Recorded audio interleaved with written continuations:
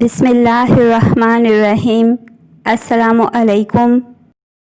ایک دفعہ حضرت محمد مصطفیٰ صلی اللہ علیہ وآلہ وسلم جہاد کی فضیلت بیان کر رہے تھے۔ پردے میں مسلمان عورتیں بھی جہاد کی فضیلت سن رہی تھیں۔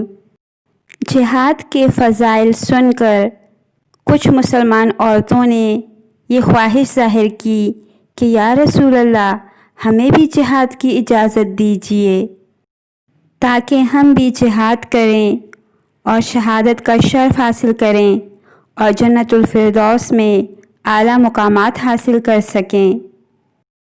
یہ سن کر ہمارے رسول صلی اللہ علیہ وآلہ وسلم نے فرمایا کہ عورت کے لیے گھر کے کام کاج کرنا ہی جہاد ہے، یعنی عورتیں گھر کا جو کام بھی کریں انہیں جہاد کا ثواب ملتا رہتا ہے۔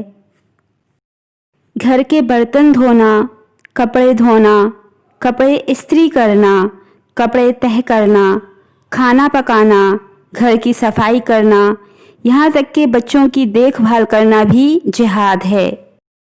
ایک عورت اپنے ماں باپ، بھائی بہن، شوہر اور بچوں کی خوشی کے لیے گھر کے جو کام بھی کرتی ہے اسے مسلسل جہاد کا ثواب ملتا رہتا ہے۔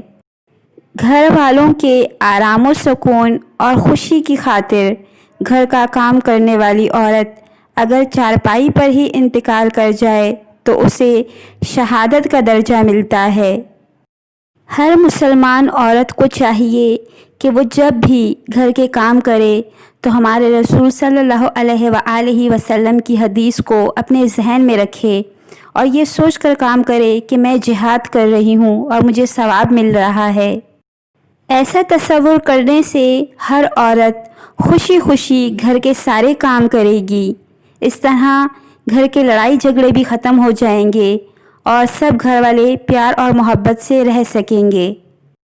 ہمیں چاہیے کہ ہم خود بھی گھر کے کام کو جہاد سمجھیں اور اپنی آنے والی نسلوں یعنی اپنی بچیوں کو بھی یہی درس دیں کہ وہ گھر کے کام کو جہاد سمجھے اور گھر کے تمام کام خوشی خوشی کرے۔ ایسا کرنے سے انشاءاللہ ہمارا گھر بھی امن و سکون کا گہوارہ بن جائے گا اور ہماری آخرت بھی سنور جائے گی۔ تمام سننے والوں سے گزارش ہے کہ اپنے گھر کی عورتوں کو یہ ویڈیو ضرور دکھائیں۔